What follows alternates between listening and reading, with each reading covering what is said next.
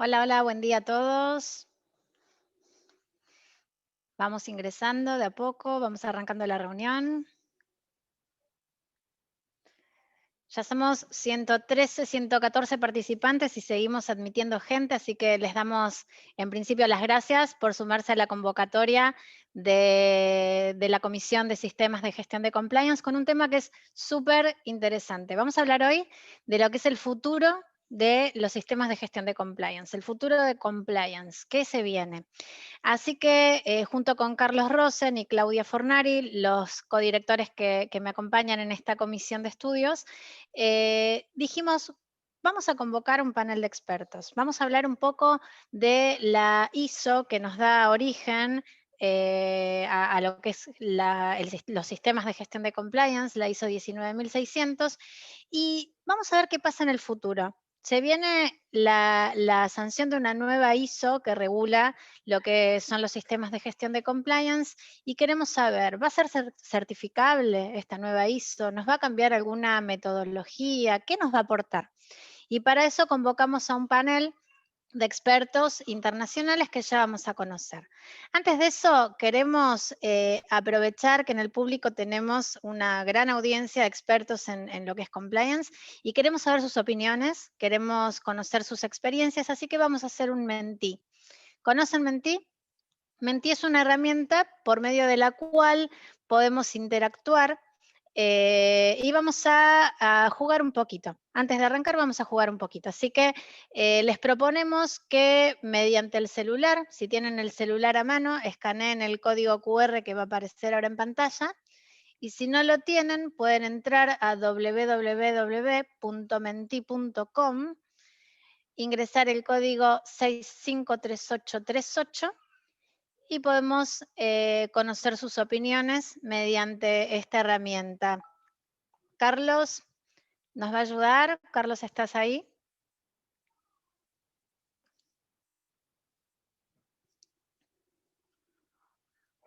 Bueno, a veces la tecnología, Carlos está No, conectado, ya ya está, ya lo está. vimos. Ahí Ya estamos, ahí está. estamos. ¿Cómo estás, Romina? Buen día. ¿Cómo están todos? Bien, muy buenos días. Acá estamos ansiosos por entrar a la entrevista, pero primero queremos conocer la opinión del público, ¿sí? Ya somos más de 130 participantes, así que queremos un poquito de interacción. Vamos a Sí, sí, lanzar sí. la encuesta, ¿están todos preparados? ¿Celular en mano? Con la cámara del celular puedo escanear directamente el código QR.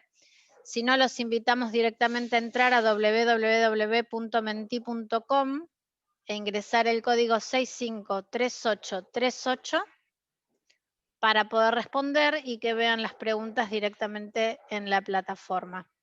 Bien, bueno, está ingresando la gente, ya tenemos casi Sí, 30 personas que han podido ingresar. Está bueno si pueden hacerlo porque los resultados que tengamos van a ser más representativos y estamos un poco mostrando cómo va a ser el futuro de esto según la opinión de todos nosotros, ¿no? ujú.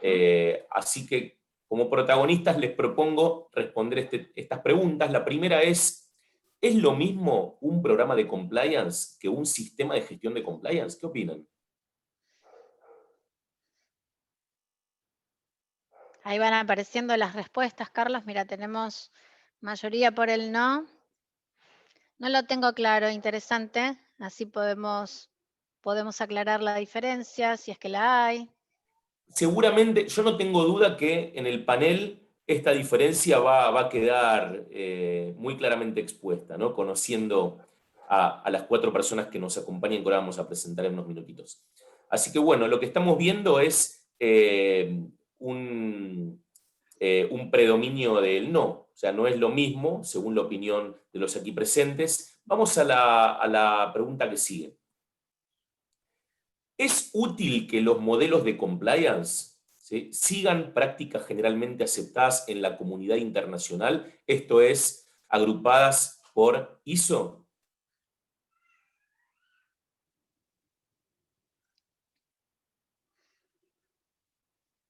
Bueno, prácticamente vemos que la utilidad es casi unánime, ¿no?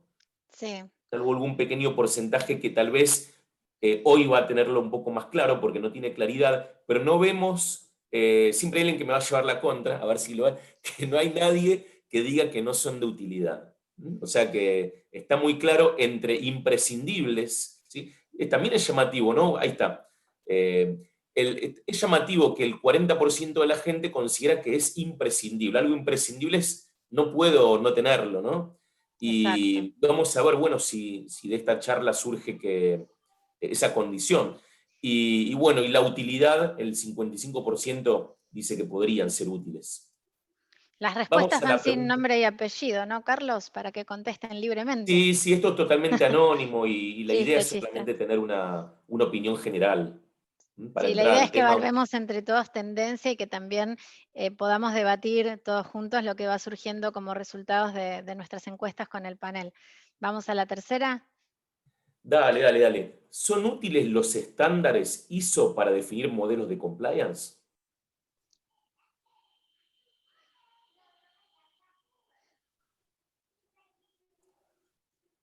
Bueno, vemos que va en la misma línea, ¿no? Entre imprescindible y útil. Pero bueno, la mayoría opina que son de utilidad. Tenemos casi 70 personas que responden. Sí, es que tenemos un panel de un nivel excelente, entonces van todos de la mano orientados a la misma opinión. Ahí Bien, tenemos a alguien que nos cuenta que no considera que es de utilidad. bien. Es Bueno, bueno siempre tener va a una estar opinión abierto la parte diferente. de preguntas para que Sí, puedan sí. también hacerlas, ¿no?, a los panelistas.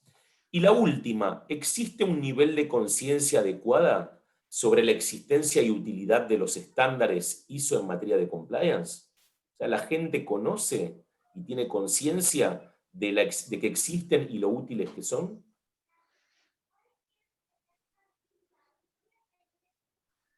Mirá qué interesante, Carlos, comparando con lo que nos contaban antes de la importancia de la utilización o de la estandarización. Por otro lado, la respuesta referida al nivel de conciencia es invertido. Nos dice que no existe un nivel de conciencia, que creemos que no existe un nivel de conciencia. O sea que quizás lo que estamos pidiendo es concientizar un poco más acerca de la utilidad y la aplicación de las ISO en materia de compliance, ¿no? Exactamente. Bueno, vamos a dejar de compartir y ahora sí me parece un buen momento para presentar. Muchas gracias, Romina, por tu presentación. ¿Sí? Un Vamos placer con la codirigir entrevista. esto junto a vos Un y a placer para mí. Claudia, que luego nos va a visitar también. Y vamos a presentar a nuestros invitados, que veo que están. ¿Sí? Si quieren ya aparecer, bueno, en primer lugar, quiero decir que son 4 amigos, además de grandes profesionales y expertos en el tema. Para mí es un placer tenerlos aquí, Silvia, Marta, Alén y Francisco. Y si me permiten, bueno, los presento. Silvia Enseñat, presidenta ejecutiva de la Asociación Española de Compliance, más conocida como ASCOM, que es la primera asociación de compliance en ese país con más de 1.100 socios, es la más prestigiosa. La verdad que nos enorgullece mucho de la Asociación Argentina de Ética y Compliance, la buena relación que tenemos, ¿no? Silvia, además, es la presidenta en la International Federation of Compliance Association, que es la asociación internacional de compliance más prestigiosa también, y es quien la preside. La verdad que es un prestigio enorme tenerla aquí. Silvia también fue directora en Deloitte y fue directora de Compliance en Barclays Bank, fue diputada en la Asamblea de Madrid, entre otros antecedentes. La verdad que tiene un currículum impresionante. Tenemos a Marta también, Marta Fernández García, quien es licenciada en Derecho y licenciada ¿en qué son estas siglas? Perdón, Marta. Estás muteada, es la frase que siempre digo a todo el mundo antes de... Estaba muteada, disculpad. En Ciencias Económicas y Empresariales. Perfecto, perfecto. Aquí lo tenemos con otras siglas, pero perfecto. En Ciencias Económicas y Empresariales por la Universidad Pontificia Comillas de Madrid. Entre el 2000 y el 2008 desempeñó un puesto de auditora de sistemas de gestión de calidad conforme a la norma ISO 9001 en AENOR, especializándose en el sector de banca y servicios. A partir del 2008 se incorpora a la Asociación Española de Normalización, UNE, para la gestión de proyectos de normalización en el ámbito de la responsabilidad social y servicios, y actualmente es responsable de normalización en compliance en UNE, actuando como secretaria de los comités técnicos de normalización españoles en materia de compliance, ¿sí? Aquí sería la equivalente a IRAM, la asociación a la cual pertenece Marta, la entidad a la cual pertenece Marta, que es la entidad de normalización nacional, ¿no? Estatal. Tenemos aquí a otro gran amigo, Alain Casanovas, que es miembro de la Junta Directiva de ASCOM, es socio responsable de servicios de compliance en KPMG España. Alain compagina su actividad profesional con la participación en iniciativas de normalización nacional e internacional sobre compliance y la dirección de 2 posgrados universitarios. Creo que son más, porque también hay posgrados privados que das, estuve viendo, Alain, así que muy modesto lo tuyo. En materia de compliance, por supuesto, y a lo largo de su carrera profesional ha asesorado tanto a organizaciones locales como multinacionales en la implementación de verdaderos modelos y sistemas de gestión de compliance. Me he leído todos tus cuadernillos, Alain, un placer tenerte aquí también. Y tenemos a Francisco Luis Bonatti Bonet, más conocido como Paco para los amigos, ¿sí? Secretario de ASCOM, presidente de INBLA, que es el Instituto de Expertos Externos en Prevención de Blanqueo de Capitales, socio de la firma Bonatti Compliance, es vicepresidente de la sección de Compliance y miembro de DigiCab en el Ilustre Colegio de Abogados de Barcelona, a quien me has invitado y estuve en un panel muy parecido a este, sino igual, aunque con un rol más de ponente que de moderador, así que te agradezco también eso, les agradezco a todos. Experto en delitos económicos y consultor en cumplimiento normativo y prevención de blanqueo de capitales, todos expertísimos en compliance en general y en particular en sistema de gestión de compliance. ¿Cómo están? Muy bien, Carlos. Encantada. Igualmente, Carlos. Muy buenos días a todos. Encantado de estar aquí. Lo Hola, mismo, igualmente. Carlos. Yo Pues, cierro encantadísimo de estar aquí. Muchas gracias por la invitación. Bueno, sorprendido, Francisco, que con la imagen que me mandaste de todo el estudio que tienes montado ahí. Aunque no se ve, solamente se ve ahí una pequeña manifestación, pero tienes un verdadero estudio para dar grandes conferencias. Así que Esto es lo que ha tenido el año 2020, que hemos reformado la casa. bien. Bueno, vamos a empezar un poquito a conversar sobre sistemas de gestión de compliance y el futuro de los mismos. Y si les parece, arrancamos con Silvia. Desde la presidencia de una asociación profesional como ASCOM, ¿no? Y también como IFCA, que es una agrupación de asociaciones, ¿qué ventajas encuentras para la profesión en su conjunto en el hecho de que hayan desarrollado en los últimos años las normas ISO relacionadas con compliance, ¿sí? ¿Qué ventaja tiene contar con estas normas para la profesión? Bueno, pues antes de nada, Carlos, muchísimas gracias por invitarnos a participar aquí en esta comisión, que la verdad es que tenéis pues un foro importantísimo, por lo cual os doy la enhorabuena. Y me gustaría empezar dando una visión un poquito más, digamos, diferente a lo mejor de lo que vamos a hablar en el resto de la ponencia, ¿no? o de la sesión. Porque yo creo que es importante también, y recordarás, Carlos, nosotros, ASCOM nació como asociación en el año 2014, o sea, hace ya 6 años y medio más o menos. Desde entonces prácticamente tenemos relación con la Asociación Argentina de Ética y Compliance a través de Carlos, que enseguida establecimos pues, una colaboración muy estrecha. Y la asociación en España, y entiendo que también en Argentina, nace debido a una necesidad de que se profesionalice la función de compliance. Es decir, en países como España, Argentina, bueno, otros países que tienen una cultura distinta a la cultura, digamos, que es cuna de la función de compliance, que es más la anglosajona, Estados Unidos, Reino Unido, etcétera. Esto de compliance realmente pues, es algo extraño, ¿no? y que al principio pues, choca porque es algo muy diferente a la cultura y a las prácticas en las que nosotros estamos acostumbrados.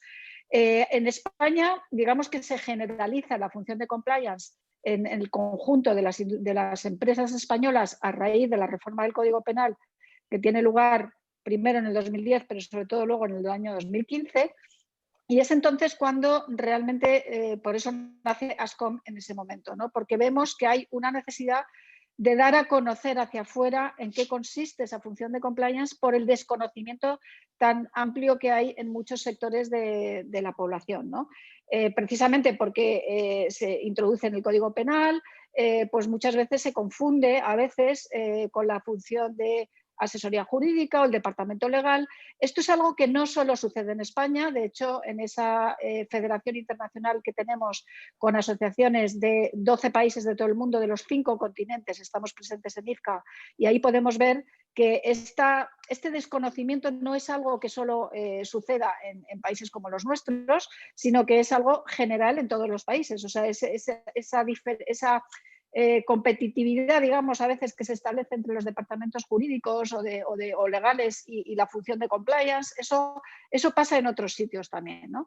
Entonces, ahí, por esa razón, en España, en los últimos años y en los últimos tiempos, hay un debate, y entiendo que también en otros países, sobre la conveniencia o no de regular la función de compliance o la profesión de compliance. Hay distintas facetas.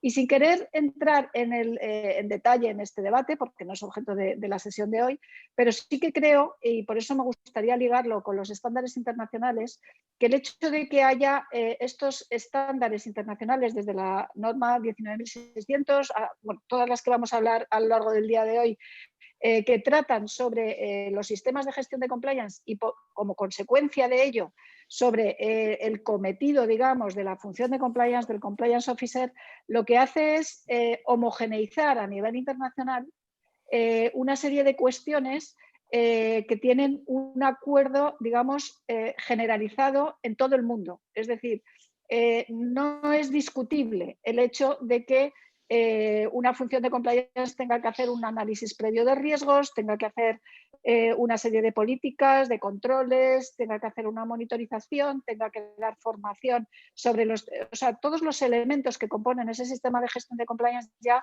no son discutibles, es algo que realmente está aceptado.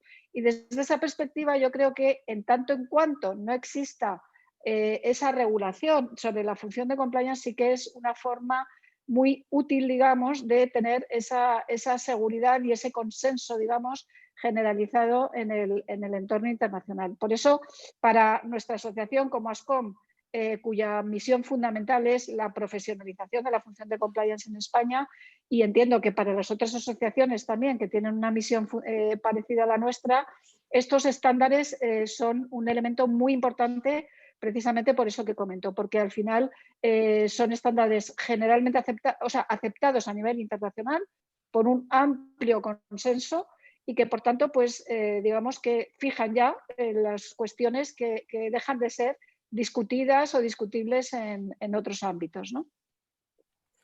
Qué bueno, Silvia, y todo esto que estás diciendo está muy en línea con lo que vimos, de acuerdo a la opinión de la gente, ¿sí? En la introducción de esta charla, cuando votaron un poco dentro de esta plataforma Menti. Y voy a hacer una pregunta a Marta, si me permites. ¿Qué papel juegan los grupos de traducción al castellano, Spanish Translation Task Force, STTF, en las normas ISO? ¿Y qué es lo que sucedió en el caso de la ISO 37001? Y además, ¿qué va a pasar con la norma 37301, esta sucesora de la 19.600? Ahora vamos a ver igual todas estas normas. Pero este tema de la traducción es interesante porque sabemos que todas nacen en el idioma inglés, ¿no? Así que, ¿qué opinas, Marta, de este tema?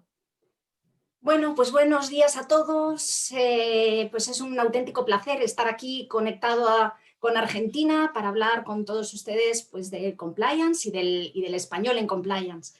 Entonces, bueno, efectivamente yo voy a hablar del español en ISO. Y bueno, pues quería empezar comentando que las lenguas oficiales de ISO son el inglés, el francés y el ruso. Con lo cual las normas ISO se traducen fundamentalmente al inglés y al francés, no todas al ruso, pero bueno, el ruso es una de las lenguas oficiales. Pero bueno, ya hace años se vio la necesidad de, para determinadas normas, pedirle a ISO que consintiera y que permitiera que se trabajara en versiones oficiales ISO en español. Estos trabajos arrancan hace ya 20 años, hace 20 años que hay grupos de traducción al español en ISO, y comenzaron pues se crearon estos grupos que se denominan Spanish Translation Task Force, que abreviadamente se llaman STTFs. Estos grupos se crearon en el comité que llevaba los temas de gestión de calidad. Las primeras normas ISO en castellano son la 9001 y toda una serie de normas desarrolladas por los comités de calidad. Actualmente nos encontramos con unas 100 normas que tienen una versión oficial ISO en castellano y están en los ámbitos, pues lógicamente, de la calidad, del medio ambiente, de la energía, de la prevención de riesgos laborales, de la responsabilidad social y, por supuesto, pues las principales normas, las normas de sistemas de gestión de ISO, tienen su versión oficial en español. En el caso de la ISO 37001, se creó dentro del comité competente para desarrollar esta norma, se creó un STTF, un grupo de traducción al castellano. Este grupo estuvo liderado por el organismo de normalización ecuatoriano, por INEN, y bueno, pues se estuvo trabajando en diversas reuniones para elaborar una versión oficial ISO de la 37001. Y bueno, en ese grupo participó Argentina y participó España. Así que bueno, bien, parece que estábamos ahí, ¿no? Y bueno, pues ahora ciertamente, visto el impacto que puede llegar a tener la 37301 como norma que va a sustituir a la 19600, pues se está trabajando, hay una iniciativa también promovida por INEN para crear un STTF que pueda trabajar en la traducción de la 37301. Entonces, desde España queremos apoyar esta iniciativa y bueno, estamos ahí todavía con ciertos debates internos en el Comité Espejo Nacional, pero yo estoy segura de que se va a apoyar y vamos a participar muy activamente en ese grupo de traducción al castellano, porque sin duda es un tema muy importante, ¿no? Hablábamos de que la normalización establece un lenguaje común, pero sin duda el asegurarnos de que tenemos una traducción común de esa norma 37301 y que en todos los países de habla hispana vamos a manejar un único documento, pues yo creo que es fundamental. Además de existir una versión oficial ISO en español, estos grupos de traducción al castellano se comprometen a que cuando la norma ISO se adopte a nivel nacional, se adopte de forma idéntica. De tal manera que ni Argentina ni España, cuando conviertan la norma ISO en una norma IRAM ISO o una norma UNE ISO, van a modificar el castellano que se haya acordado en esa norma ISO, en la versión oficial en español de ISO. Y bueno, yo creo que es un tema fundamental porque es verdad que el compliance está aquí para quedarse, el compliance es verdad que ha sido, cuando llegó fue un tema muy novedoso y creo que es crucial que nos pongamos de acuerdo a la hora por parte de todos los países de habla hispana sobre cómo debe traducirse el compliance o no debe traducirse, debemos mantener compliance, que afortunadamente veo que vosotros denominándoos Asociación Argentina de Ética y Compliance, creo que apuntáis por ahí, ¿no? Que compliance debe traducirse como compliance, pero bueno, que son aspectos o cómo debe traducirse whistleblowing o governance, o bueno, un montón de términos que sin duda pues es importante que nos pongamos todos de acuerdo y creo que el trabajo que se pueda llegar a desempeñar por parte del STTF, que seguramente se vaya a crear para traducir la 37301, puede ser realmente apasionante. Y bueno, también os animo a que desde Argentina estéis participativos en ese futuro grupo que yo creo que sí que se va a crear. Y bueno, pues eso es lo que os quería comentar. Excelente, Marta, muchas gracias. Y aquí tenemos ya más de 163 expertos conectados, así que para nosotros siempre decimos que son pares nuestros, ¿no? Que hoy nos toca exponer a nosotros y en algún momento a cualquiera y siempre escuchándonos muy atentamente.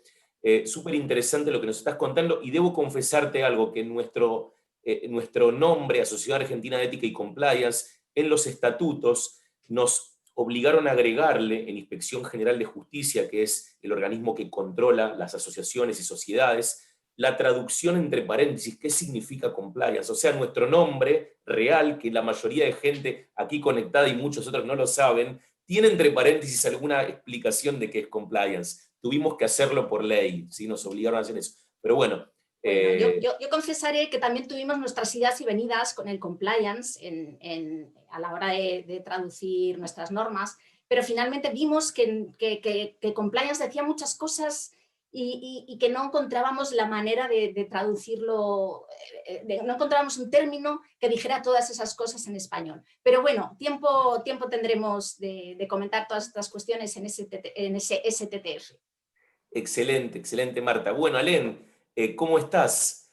Me gustaría preguntarte especialmente, ¿sí? que podamos hacer un mini repaso en formato Twitter de qué es la norma 19.600 del Sistema de Gestión de Compliance y qué aspectos podrías destacar de esta norma, ya que tiene algunos años de vigencia, ¿no? Fantástico, pues en primer lugar, y como no puede ser de otra manera, muchísimas gracias a la Asociación Argentina de Ética y Compliance. Un placer estar con todos vosotros. Tengo la costumbre de hablar de tú, como decía Carlos, todos somos compañeros y estamos aquí es que coincidimos por motivo de interés, de profesión, y pues todos somos compañeros. Y también, Carlos, muchísimas gracias a ti por invitarme a este panel pues con tanta repercusión y sobre todo con tantos amigos. La norma 19.600, la norma ISO 19.600, todos sabéis que es el primer estándar internacional de compliance.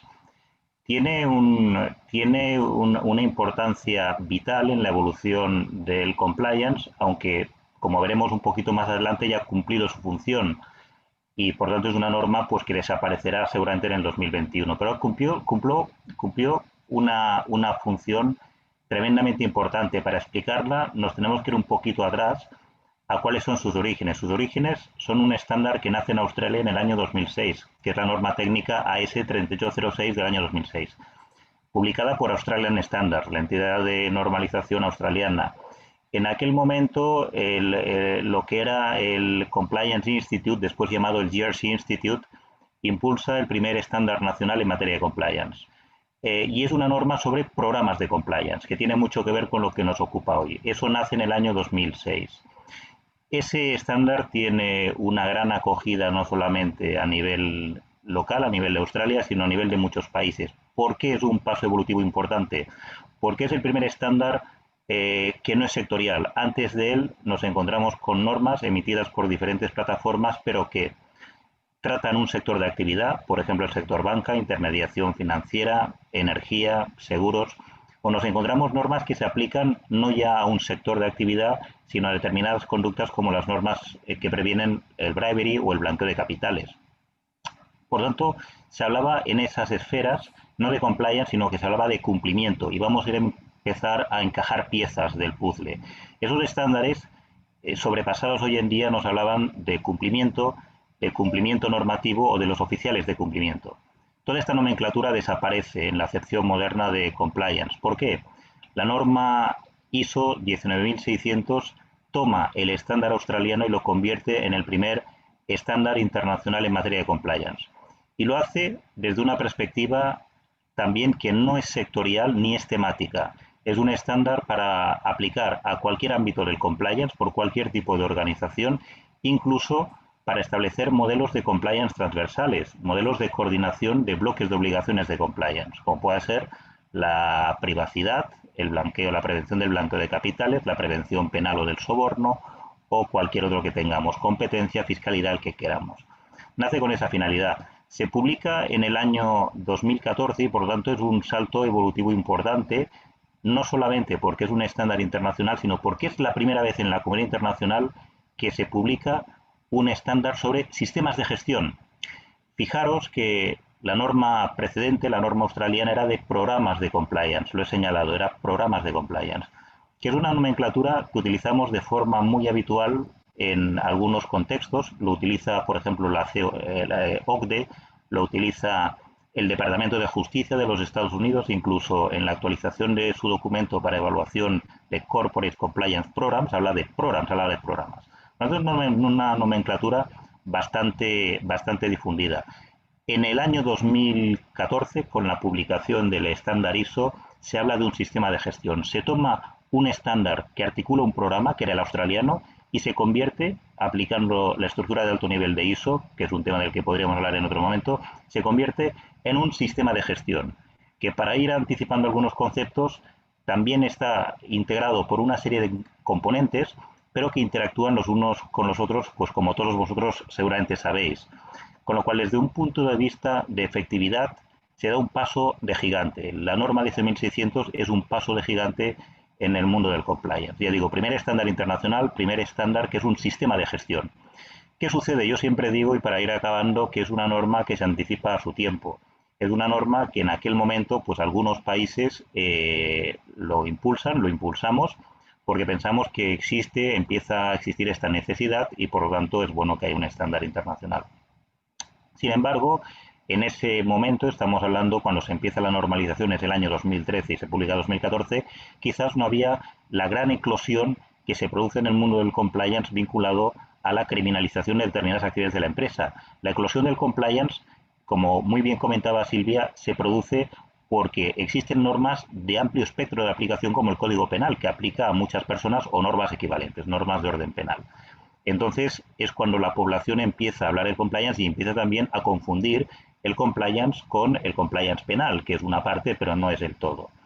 En aquel momento el compliance no estaba generalizado en muchos países. Pensemos que en España se había introducido una modificación en el Código Penal hacía relativamente poco, y en otros países pues tampoco, como pasa en Argentina y como pasaba en Perú y como pasó en México. No estaba todavía introducido.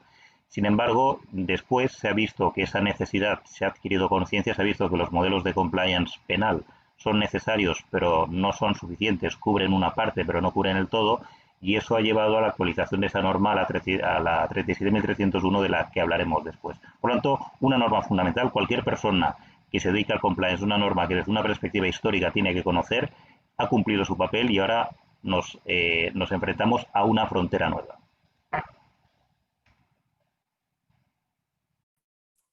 Gracias, Alén, súper interesante. Aquí por algún motivo el chat está deshabilitado, me parece, no las preguntas y respuestas, pero me están escribiendo por WhatsApp lo encantado que están con escucharte. Sos una especie de rockstar nuevo para mucha gente. Estaba mirando el WhatsApp mientras hablabas y me asombré porque tengo 12 mensajes con elogios. Así que vamos a seguir con otro gran amigo, con Francisco. Paco.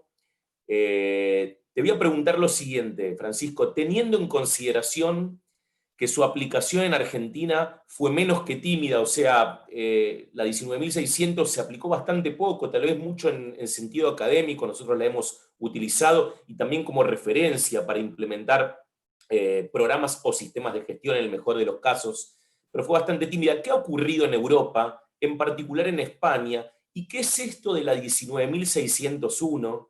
Tan común para ustedes, pero tan poco conocida en Argentina, ¿no? Me gustaría que nos cuentes un poco a todos los que estamos aquí. Pues, en primer lugar, Carlos, aprovecho otra vez para agradecerte la invitación. Es un placer estar aquí con la Asociación Argentina de Ética y Compliance. Hombre, no está tan bien que me dejes detrás de Alén. Esto siempre a un ponente lo coloca en una posición un poco complicada. Y hay una cosa, ya que dices que es una rockstar, te diré que hay una cosa que te has olvidado en su currículum porque es muy modesto. Él es el director del primer programa que hubo de formación en compliance en España, en la Pompeu Fabra de la Universidad Pompeu Fabra de Carlos III, y yo soy uno de los primeros discípulos que tuvo en ese programa porque soy alumno de la primera promoción. O sea que la escuela que ha generado Alén en todas partes ha sido muy notable, ¿no? Y de hecho, lo que me acabas de preguntar también tiene bastante que ver con Alén. O sea que volvemos una vez más a hablar de él. La 19.601 que me preguntas, pues, a ver, por orden. Primero, 19.600. Bueno, yo creo que la norma de 19.600, yo la sensación que tengo desde el ámbito profesional que yo me desarrollo más, que sobre todo la pequeña y mediana empresa y cierto perfil, no tanto empresas cotizadas, que no es tanto mi target, sí que tengo la sensación de que la 19.600 tuvo muy poca implementación práctica, ¿no? Quizá lo que sí que tuvo fue un enorme impacto a la hora de ayudarnos a comprender qué era el compliance y qué eran los sistemas de compliance, y por lo tanto yo creo que tuvo una enorme riqueza como elemento de conocimiento de los principales componentes de un sistema, de un lenguaje ya más universal, y nos permitió aproximarnos a una visión del compliance que nos daba más coherencia, ¿no? Y nosotros vivíamos en aquel momento en España una situación un poco confusa porque, por un lado, había los sistemas de todavía yo creo que se puede llamar más de cumplimiento normativo que de compliance, pero un poco de sistemas de compliance que podían tener grandes empresas cotizadas, grandes estructuras que por una serie de requerimientos normativos ya empezaban a tener modelos, pero nosotros en el año 2010 nos llega una reforma del Código Penal en la que se nos habla de la responsabilidad penal de la persona jurídica, muy escasamente de programas de prevención de delitos. En el año 2010 no había prácticamente nada. O sea, el año 2010 lo que decía el Código Penal es que si una directivo delinquía, la empresa caía en los avernos de la condena penal casi sin remisión y sin salvación alguna, ¿no? Con lo cual, el panorama era muy oscuro para las empresas. Lo mejor era o no delinquir o que no te pillaran. Había dos opciones. Pero realmente nos encontramos un poco en la situación de que en el año 2013, por cuestiones internas, se produce una situación curiosa, y es que hay una reforma del Código Penal que ya intenta subsanar eso. Hay una reforma del 31 bis en marcha, donde ese artículo que introducía la responsabilidad se establece ya una cierta visión de los modelos de prevención de delitos como un mecanismo de exoneración, y aquello se atasca en el Senado español. Y se queda ahí atascado prácticamente 2 años. 2 años largos. En esos 2 años, por otros motivos, esa reforma del Código Penal está ahí bloqueada, pero todos los profesionales sabemos que esa reforma no va a cambiar en este aspecto, va a cambiar en otros aspectos de la norma, pero no en la responsabilidad penal, que más o menos había un cierto consenso respecto al articulado. Con lo cual, durante esos 2 años ya se empieza a generar una inquietud sobre, bueno, si los modelos de prevención de delito van a permitir la exoneración, ¿a dónde vamos, no? Y ahí pues intervienen, sobre todo en el ámbito más popular del debate, interviene muchísimo jurista y muchísimo abogado, que quizá le da una visión excesivamente juridicista al tema, excesivamente legal. Y aquí fue donde ISO 19600 fue un elemento muy importante para entender que eso tenía que tener otra visión. Lo cierto es que, paralelamente a eso, el Comité Español de la Asociación Española de Normalización, que yo creo que si Marta igual me corrige luego, pero parece que todavía era AENOR en aquella época, todavía no había ido el cambio normativo. Efectivamente. Exacto, pues el Comité de AENOR propone, y yo creo que ahí Alén es bastante culpable de eso, redactar de manera paralela a la norma ISO 19600, a los trabajos de la norma ISO, se plantea la posibilidad de empezar a desarrollar una norma en España que permitiera dar más contenido y dar una propuesta de modelo de sistemas de gestión de compliance en el ámbito penal en España, ¿no? Y esos trabajos son los que a ese mismo comité le llevan a desarrollar la norma UNE 19601, que es una norma que sale en el año 2017, en julio del 2017. En España esa norma sí que ha sido muy importante, muy importante. Ha sido una norma que yo creo que ha ayudado muchísimo a centrar más el debate sobre qué es un programa o un sistema de compliance, o por lo menos rellenar el concepto de modelo de prevención de delito que habla el Código Penal con algo más que las 5 o 6 especificaciones que establece el apartado 5º de ese artículo del Código Penal. Eso le dio bastante forma. Y la verdad es que en ese sentido es una norma extraordinariamente útil. Nos fue muy útil. Primera, porque hubo yo creo que una idea muy acertada, que fue aprovechar el modelo de estructura de alto nivel de las normas ISO a nivel internacional para redactar una norma nacional que no tenía por qué adaptarse a ese modelo, pero que se adaptó. Con lo cual, eso da la ventaja que da el modelo de estructura de alto nivel, que al final permite la integración de diversas normas y su interoperabilidad, y eso es muy útil, ¿no? En segundo lugar, porque claro, es una norma que aporta toda la eficacia de esa visión que para mí tiene ISO en cuanto a gestión de organizaciones. Hay una enorme bagaje cultural de conocimiento de gestión de organizaciones en ISO que al final se traduce en esa estructura de alto nivel y que encaja muy bien las piezas, con una muy buena reflexión de dos aspectos importantes: el Código Penal español, la legislación española, y al mismo tiempo también la legislación mercantil española y la ley de sociedades de capital, y encaja bastante bien todas esas piezas y te da un modelo que está desarrollado de tal forma que es muy útil para desarrollar sistemas de compliance penal en España, pero que también puede ser útil para desarrollar sistemas de compliance penal en otras jurisdicciones, no necesariamente en la jurisdicción española solamente. Y ahí sí que tuvo una implementación muy importante, porque además fue una norma que se estableció como un estándar de tipo A y por lo tanto es un estándar certificable, con lo cual abrió en España el melón de la, como decimos aquí, de la certificación, yo creo que mucho más que ISO 37001. O sea, ISO 37001 quedó con enfoque más para empresas transnacionales o empresas grandes, y en cambio la 19601 tuvo un enfoque muy interesante, porque muchísimas empresas que a lo mejor no se habrían planteado nunca certificarse en 37001 sí que han ido a buscar más ese modelo certificable en 19601. Por lo tanto, abrió ese campo, y luego también es una norma que es bastante útil para pequeñas y medianas empresas, ¿no? O sea, organizaciones de un tamaño pequeño o mediano en España tienen un gran referente en 19601. Entonces, esa norma yo creo Francisco, que sí. perdón, tengo una pregunta que va muy, muy en relación con lo que estás contando. ¿Cuántos certificados ya existen? ¿Cuántas empresas certificadas aproximadamente existen ya con 19.601? Pues sinceramente no te puedo contestar a esa pregunta, porque no tengo ni idea de en este momento cuántas normas tenemos, cuántas empresas tenemos certificadas en 19601. A mí me consta que hay muchas entidades que se han certificado, que hay ámbitos como por ejemplo la Liga de Fútbol Profesional, que exige ya atiende al modelo de certificación ISO 19601, que es uno de los requisitos que ya iban apuntando a todos los equipos de fútbol profesional, que hay muchísimas entidades grandes, cotizadas, que se han certificado en 19601, pero a mí no me consta. Yo no sé si Marta tiene alguna estadística, pero a mí no me consta que haya una 19601. Eso lo veo difícil. A ver, es complicado. Nosotros, como organismo de normalización, no disponemos de esa información. Además, bueno, se dio la circunstancia hace un par de años de que nosotros dejamos de ser también organismo de certificación. Hasta 2017 sí que éramos también organismo de certificación, pero a partir de 2017 la Asociación Española de Normalización realiza solamente actividades de normalización, con lo cual no disponemos de la información que pudiéramos obtener pues, de la otra actividad. Es complicado saber, porque es una información que depende de que la publiquen o la diseminen los organismos de certificación. Sí podemos conocer esa información para el caso de normas ISO, porque ISO sí que realiza una encuesta anual en la que pide a los diferentes organismos de certificación, a los principales organismos de certificación de los diferentes países, que suministren esa información voluntariamente.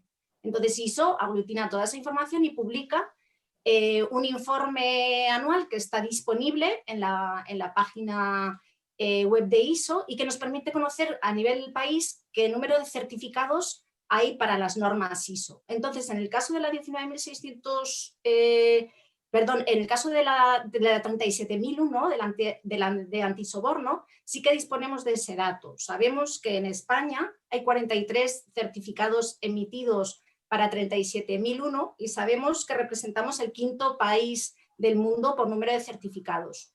Entonces, no podemos conocer este dato para 19.601, pero yo sí que, aunque no dispongamos de la información de la certificación, sí que puedo decir que para la información que nosotros manejamos como organismo de normalización, el impacto de 19.601 es enorme, porque es un documento que se ha vendido 3 veces más de lo que se ha vendido la 37.001. O sea que teniendo en cuenta estos datos que nosotros podemos manejar, sabemos que es una norma de gran impacto, pero finalmente el dato de cuántos certificados hay como organismo de normalización, pues no disponemos de esa información. Excelente, bueno, muchas gracias.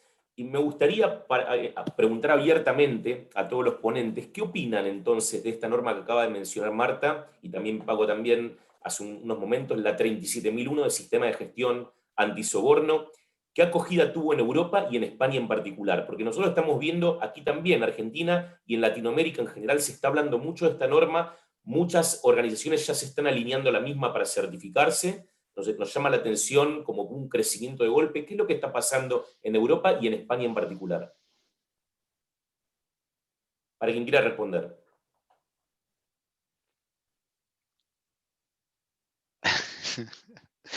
Pues, Alén, venga, empieza tú. Bien, no, ningún problema. A ver, en España la norma 37.001, al final era fácil integrar un sistema de gestión anti-bribery dentro de un sistema de gestión de la 19601. Es decir, en España de alguna forma el tener un... Bueno, primero de todo, ¿por qué en España creamos la 18.601 y no nos contentamos con la 37.001? Esto es una pregunta de base. La cuestión fue que España, el sistema jurídico español, el Código Penal español, aplica a la persona jurídica no solamente los tipos habituales frecuentes en la comunidad internacional como los que tenéis en Argentina o como los que puedan tener en Perú o los que puedan tener en muchos estados de México o en Costa Rica, por poner algunos ejemplos, sino que aplica un elenco de delitos mucho más amplio. España es uno de los países que más delitos aplican a la persona jurídica, no el que más, y también hay otros países que tienen su catálogo igualmente amplio de una treintena de delitos, como pueda ser Italia o Portugal, por poner un par de ejemplos, ¿no? Entonces, en España, tirar de la ISO 37001 no era suficiente para tener un modelo que cumpliese con lo que nos exigía la normativa. Ese fue el motivo que impulsó la creación de la 18.601. Si no hubiera existido ese motivo, no se hubiera producido, porque hubiésemos tirado seguramente de la 37.001. La norma 37.001 es una norma de sistemas de gestión anti-bribery y por lo tanto pone el foco en los modelos antisoborno, muy con foco anglosajón, muy con foco tradicional y muy centrado en lo que es habitual en las transacciones internacionales. Es decir, bueno, que te pasen un cuestionario de compliance con temas, con preguntas anti-bribery y que te pregunten a lo mejor si estás certificado o no de la ISO 37001. Yo diría, para países con un elenco limitado de delitos, seguramente no tengan la necesidad de hacer un equivalente a la norma 19.601. En aquellos países donde además de los delitos puramente de soborno se incluyan otros que no lo son, como por ejemplo el de malversación, que es común también en la comunidad internacional, u otros que no son puramente de soborno, eso lleva a que con la ISO 37001 se cubren una parte de los delitos que se precisan por normativa local, pero no todos ellos. Y esa necesidad es mayor cuantos más delitos incluye el sistema jurídico, más allá de los puramente económicos. Con lo cual, en España esa fue la necesidad de la norma y también es verdad como se hizo de forma inteligente, como decía Paco, contemplando la estructura de alto nivel, ha sido muy sencillo de que aquellas organizaciones certificadas por la norma UNE 19.601 con muy poco esfuerzo adicional se certificaban también de la ISO 37001, porque al fin y al cabo un modelo de compliance penal amplio incluía, pero no se limitaba a los delitos de soborno, y a partir de ahí era relativamente fácil cumplir también con los requisitos de la 37001. Y esa ha sido la historia de España. En otros países, pues depende de las necesidades que hayan, pues se tirará solamente con la 37001 o se planteará hacer alguna norma específica como se hizo en España. ¿Ha habido algún país de habla hispana que se ha planteado hacer una réplica de la 10.601? Que al fin y al cabo digo una réplica filosófica, de decir, bueno, vamos a tener nuestro propio estándar porque con la 37.001 no cubrimos las necesidades locales. Pero este es un análisis que hay que hacer país por país. A mí sí. Si me permites, Carlos, ahora sí que completo la visión PYME, ¿no? En las pymes, la 37.001 ha tenido muy poco interés en la medida en que la 19.601 permitía cubrir los riesgos de soborno y corrupción en un alcance nacional, con lo cual, si no eran entidades que tuvieran un foco internacional, la 19.601 satisface la necesidad de asegurar también que tienes un sólido sistema de lucha contra el soborno y la corrupción. Y por lo tanto, ahí en las pymes, las pequeñas y medianas empresas, sobre todo empresas de más de 200 trabajadores para arriba, porque por debajo es difícil que haya mucho compliance, han enfocado más a 19.601 y ahí la 37.001, salvo que haya alguna necesidad a nivel internacional en exportaciones, no ha tenido un impacto relevante, ¿no? Por eso, si la proporción, fíjate que si somos el cuarto o el quinto país en 37.001, pues imagínate 19.601 cuando las pymes a nivel nacional no les interesaba y han buscado certificación, pues seguramente el número es alto en 19.601 aunque no haya una estadística. Yo simplemente, Carlos, si me permites, o sea, por apuntar alguna cuestión, que yo creo las empresas, en principio, desde mi punto de vista, tienen como dos razones, ¿no? A la hora de decidirse por, primero por, como decía Marta, adquirir la norma y enterarse un poco en qué consiste, ¿no? Y luego por realmente llegar a implantarla. Para mí, la primera razón es y esto se ve yo creo frecuentemente también en las empresas, es una guía para implantar un sistema de gestión de compliance efectivo dentro de la empresa. Es decir, no es solo el post, que sería la otra parte, que es ya la certificación, sino realmente empezar por la implementación. Es decir, las normas lo que te van dando es una guía, una serie de cuestiones, de puntos, de requisitos, en el caso de las normas certificables, o de recomendaciones, en el caso de las que no son certificables, pero que al final te van dando la pauta y el camino, te van marcando el camino que tienes que seguir para implantar un sistema de gestión de compliance eficaz, ¿no? En el caso de la 19.600 o de la 37.301. Esta es una de las razones, es decir, cuando al final una empresa, sobre todo las pymes, como comentaba Paco, que realmente muchas veces dicen, bueno, ¿por dónde empiezo? O sea, es que hay veces que cuando una empresa se plantea el implantar un sistema de gestión de compliance, hay muchas veces que dicen, bueno, es que no sé por dónde empezar, ¿no? Y yo creo que esta es una herramienta muy útil para ir marcando ese camino y que no se deje nada fuera, digamos, ¿no?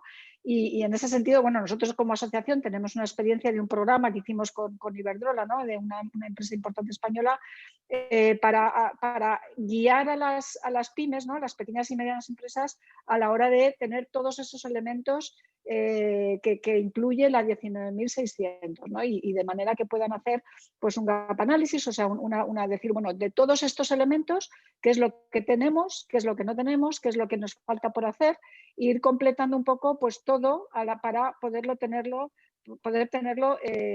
todo completado, ¿no? O sea, digamos que es la fase inicial, y esa es una de las razones que yo creo que son muy importantes, sobre todo para las empresas pequeñas, ¿no? Es una utilidad muy buena para ellas.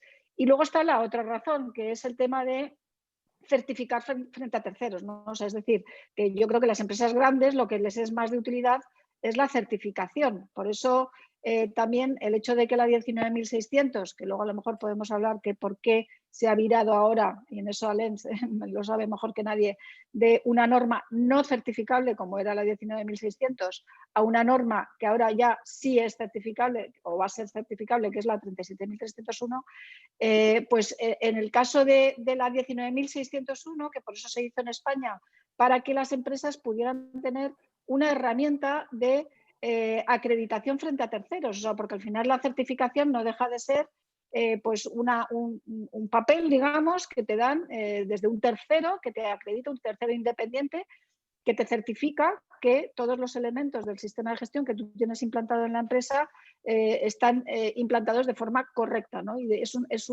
es una acreditación que a ti te sirve de demostrar frente a terceros.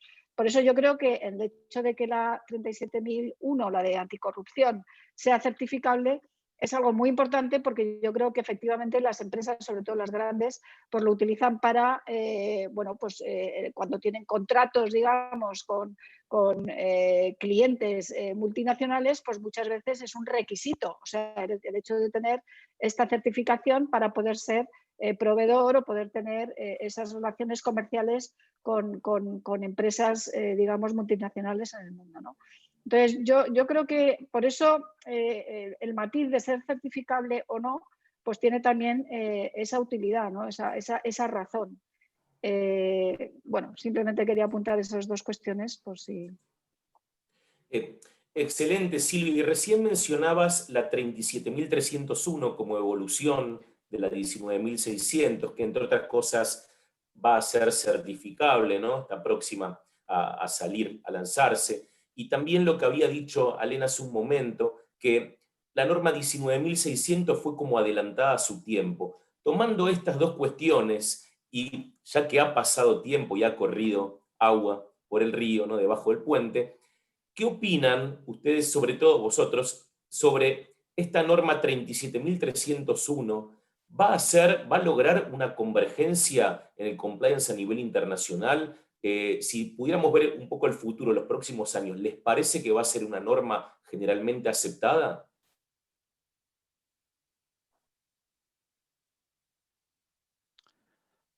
Bueno, pues ahora empiezo yo, así dejamos a Alain para el final. Yo creo que sí, yo creo que en el fondo, ya no solamente por el contenido de la norma, ¿no?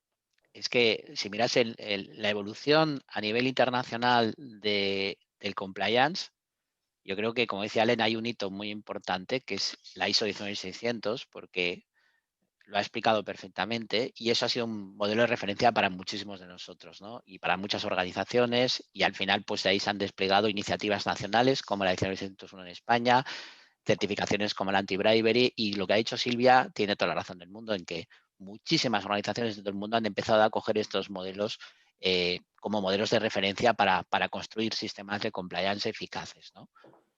Que ISO haya afrontado este segundo paso, que haya habido el consenso para arrancar una iniciativa de la importancia de la 37.301, ya por sí mismo, yo creo que es una prueba evidente de que van en la dirección correcta, ¿no? De que si 19.600 funciona, vamos a 37.301. Seguramente, si la iniciativa de 19.600 no hubiese tenido éxito, si la 37.001 no hubiese tenido una aceptación general, si este modelo no funcionara, pues no estaríamos hablando hoy en día de una nueva norma, sino que nos habríamos quedado en lo que hay, porque también hay que reconocer que si algo tiene ISO y las asociaciones de normalización es un sentido de la practicidad, y si al final pues una cosa no funciona, pues no se insiste en lo que no se acepta o no funciona. Por lo tanto, ya la pura lógica nos hace pensar que sí.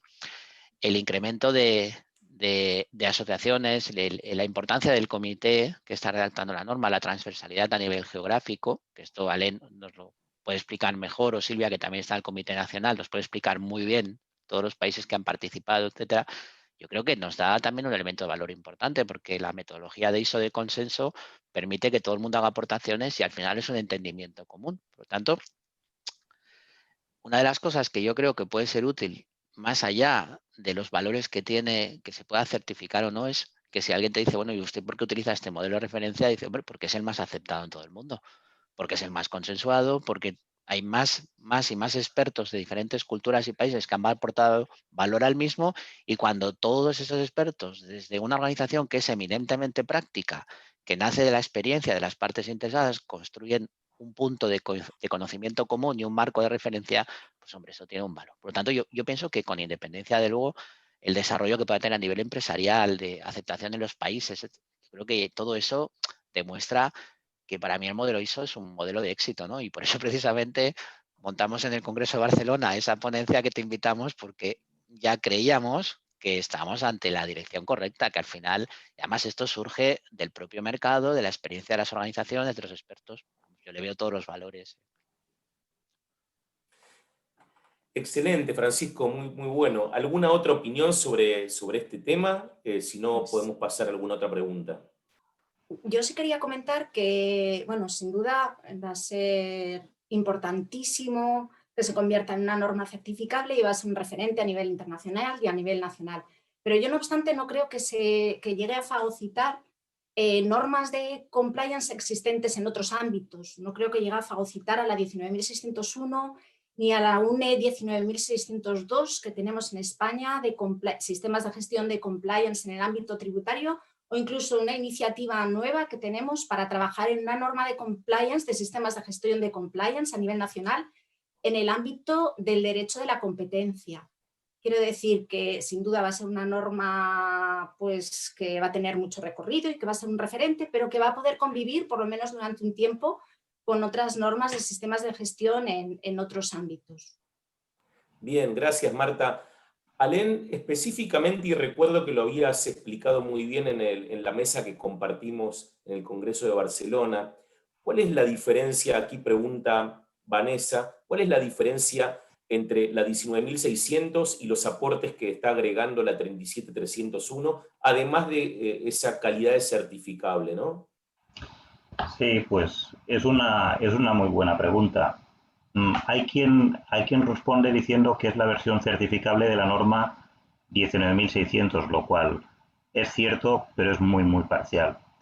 Igual que señalaba antes que la norma ISO 19600 fue un hito histórico y un cambio evolutivo en la interpretación de los modelos de compliance, migración de programas a sistemas de gestión, la norma 37301 introduce elementos que tendrán una gran trayectoria y marcan con absoluta claridad la tendencia del compliance. Y voy a dar algunas pistas y dejar la tensión para más adelante, para cuando se publique la norma.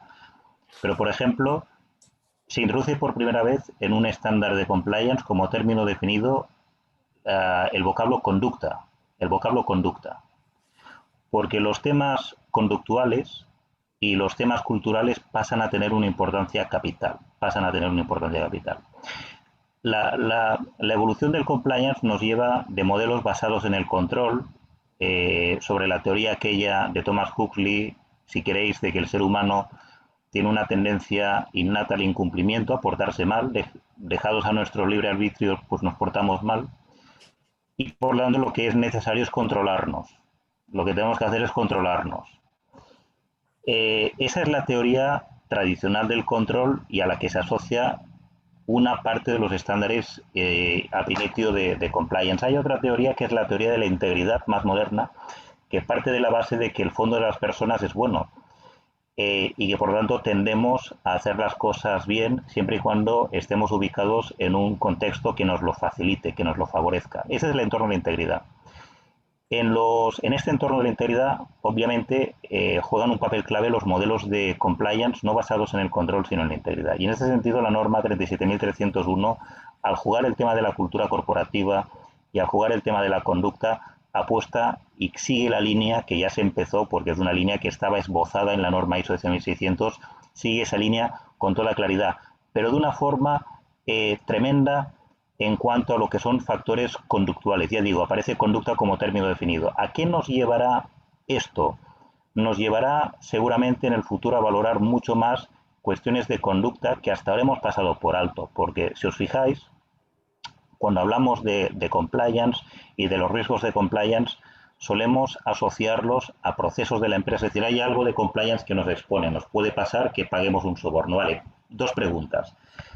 ¿Cuáles son los procesos en los cuales se puede dar esta praxis y cuáles son los cargos que toman algún rol, toman alguna decisión en estos procesos? Son los dos enfoques. Pero faltaba el tercero, que es el factor individual de riesgo. Es decir, la tormenta perfecta está cuando tenemos un proceso de riesgo, cuando tenemos un cargo, una posición de riesgo y cuando tenemos una persona de riesgo en materia conductual.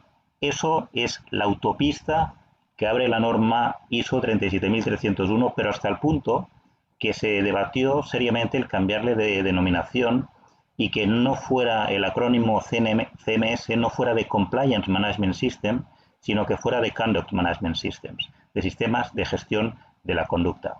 Por lo tanto, la semilla que planta y el cambio evolutivo que planta la norma 37301 es sencillamente brutal desde esta perspectiva.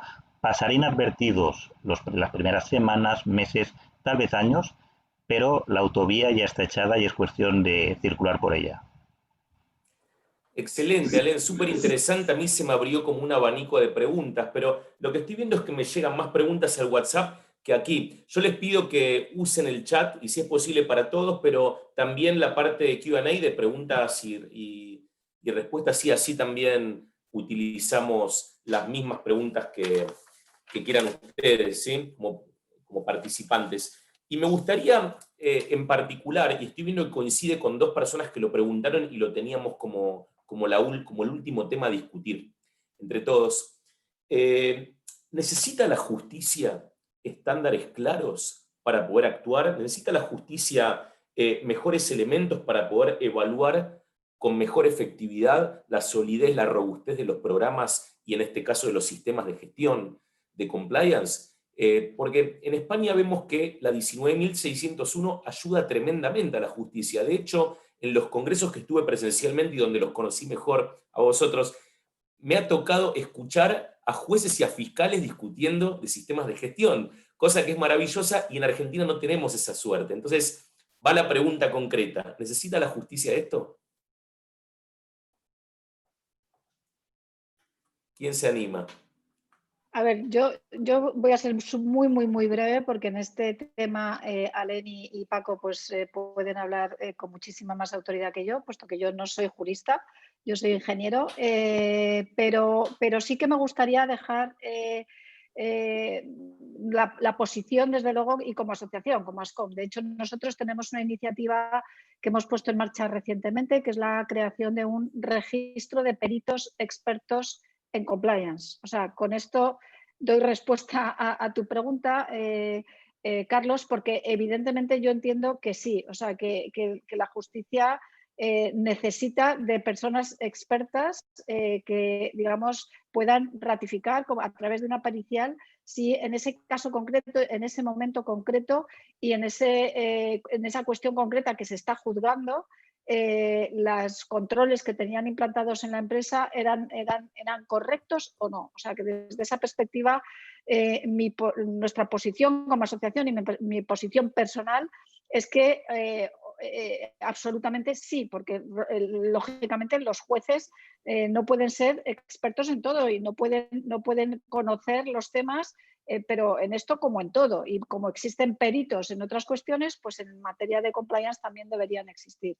Y por tanto creemos que sí. Evidentemente el tema de la certificación en una norma ISO es otra cuestión distinta, puesto que es una foto fija y tú puedes tener una certificación que te emiten hace un año y el presunto delito haberse cometido hace un mes. Y entonces, en ese caso, bueno, pues hay una duda de que sí, en ese momento estaba bien, pero a lo mejor con el paso del tiempo se ha deteriorado, ¿no? Entonces, en ese sentido, sí que es verdad que, y ya digo, ahora lo comentarán con más detalle Alen o Paco, hubo una famosa circular cuando se aprobó la reforma del Código Penal en el año 2015, hubo una famosa circular de la Fiscalía en España, a principios del 16 creo que fue, en donde se decía que, bueno, que este tipo de certificaciones estaban bien, pero que no eran, obviamente, como no podía ser de otra manera, un pasaporte directo hacia la exoneración de la responsabilidad penal, ¿no? Como no puede ser de otra manera. Pero sí que es verdad que se valoraban. Pero bueno, ya digo que, como he dicho que iba a ser breve, yo creo que sí, que evidentemente la justicia lo necesita y que esta es una herramienta útil. Bien. Pues yo aquí, si me permites, diferenciaría dos cosas, ¿no?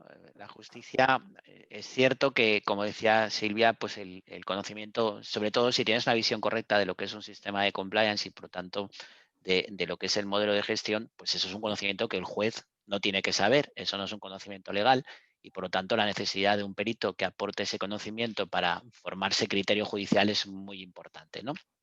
Y ahí, pues evidentemente, los modelos normalizados son un punto de referencia, ¿no? Es decir, lo que decía Silvia al principio en una intervención cuando decía han sido un punto de referencia para implementar sistemas de compliance porque ha sido una guía, pues evidentemente también son una guía para la justicia como elemento de interpretación, que necesita alguien que le ayude a interpretar, ¿no?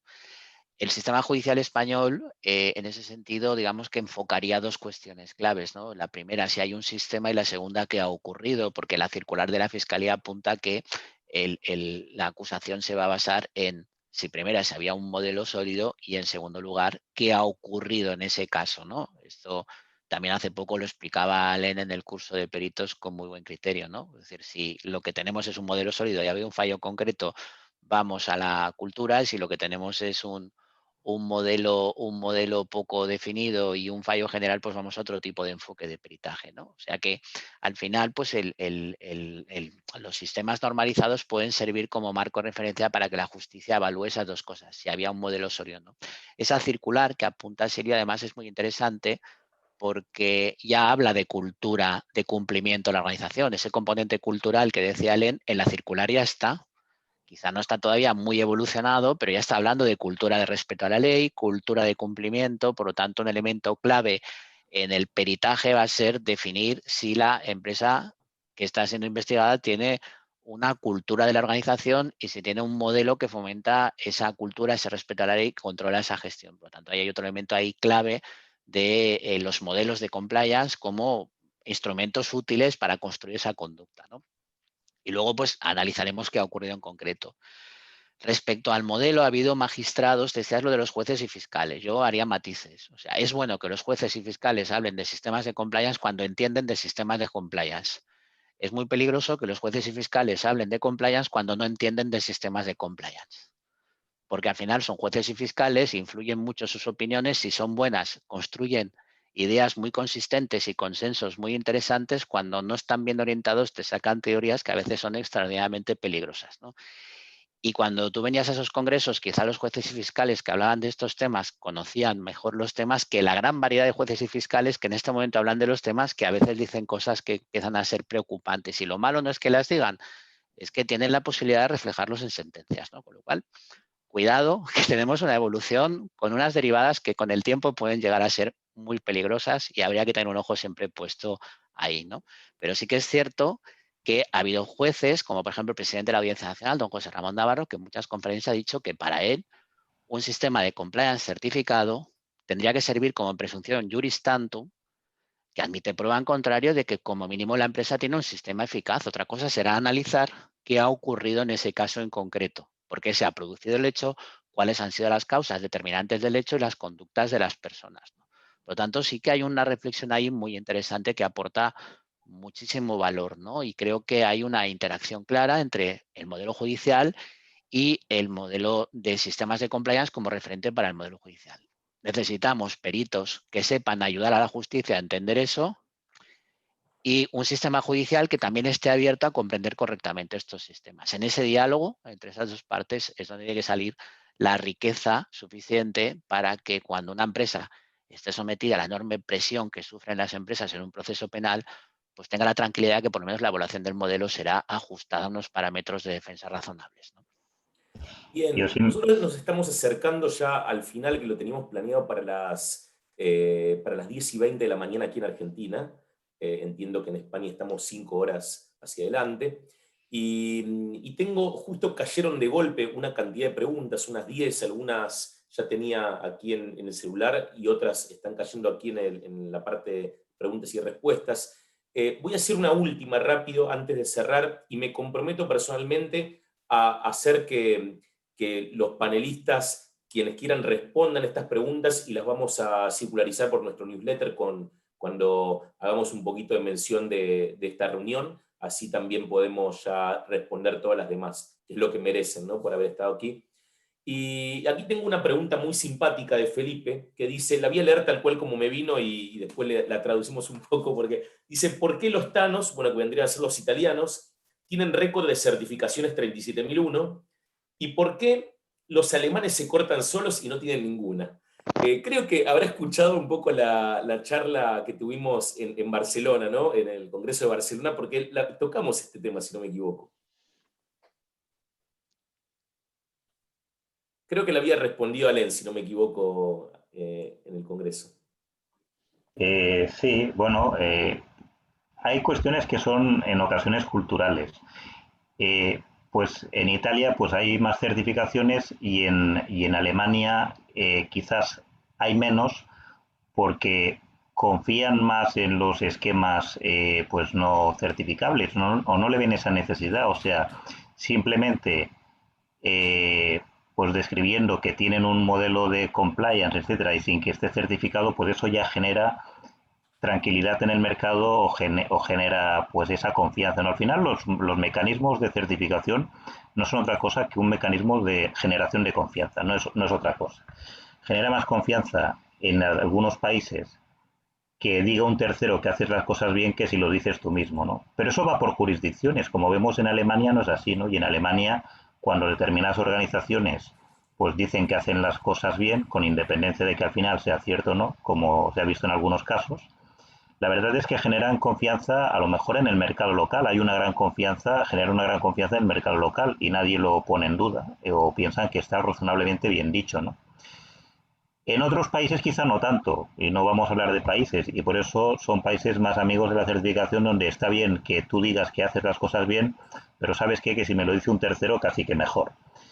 Y en ese contexto de países, pues seguramente están los países latinos, y sin embargo los países germánicos, los países nórdicos, desde luego están muy lejos de esta película, los países nórdicos lejos, los germánicos menos y los anglosajones pues quizás menos. Yo diría que ahí va ese orden. Sí que quería añadir una cuestión a lo que comentaba Paco antes, vinculado con la pregunta anterior, del porqué de los estándares, de qué añaden a los jueces y qué añaden las empresas. Al final, todo lo que hacemos en la vida es susceptible de crítica. Todos nos equivocamos. Yo me equivoco muchas veces al día y no pasa nada. Somos humanos y nos equivocamos. Si tenemos un modelo de compliance, nos puede plantear un fiscal o un juez que ese modelo de compliance no le parece bien. A mí me parece que el gran argumento que hay de la normalización nacional y también de la internacional está en decir, pues mire señoría, si no le parece bien el modelo que tengo, pues seguramente hay muchos países en el mundo que están haciendo lo mismo y debería decírselo, ¿no? Porque hasta por poner algún país en concreto, China tiene un China National Standard que está copiado de la norma ISO 19600 y chinos pues son bastantes, tienen un peso China en la geopolítica global que nadie lo pone en duda, ¿no? Entonces, el poder decir, mire, señoría, no sé si me habré equivocado porque esto, pues si usted lo dice, pero que mi modelo es un modelo que obedece a patrones internacionales que aplican hasta en China, pues es un argumento. Al final, cuando oímos plataformas supranacionales como es OCDE, que tiene un gran prestigio internacional, perdemos de vista que de OCDE forman parte de 37 países de la comunidad internacional. De ISO forman parte más de 160. Quiero decir, si los textos en compliance, tanto de buen gobierno corporativo como de prevención del soborno con funcionarios públicos, tienen un peso grande de cara a la opinión pública y de cara a los jueces y tribunales, pues no me quiero imaginar modelos hechos sobre la base de expertos que están aglutinados en una organización que tiene 160 países representados y donde en la normalización sobre esos modelos de compliance han participado países como China, con el peso geopolítico que tiene, ¿no? Eso no lo quería dejar pasar por alto, porque de cara al por qué he de seguir un modelo alineado con ISO internacional, la respuesta es clara y admite poca discusión, a mi juicio, vamos. Bueno, Alén, qué bueno, Alén, que hayas estado. Paco, Silvia y Marta, me encantó estar con ustedes. Seguramente todavía los más de 150 conectados aún y excedidos de tiempo que se han quedado también.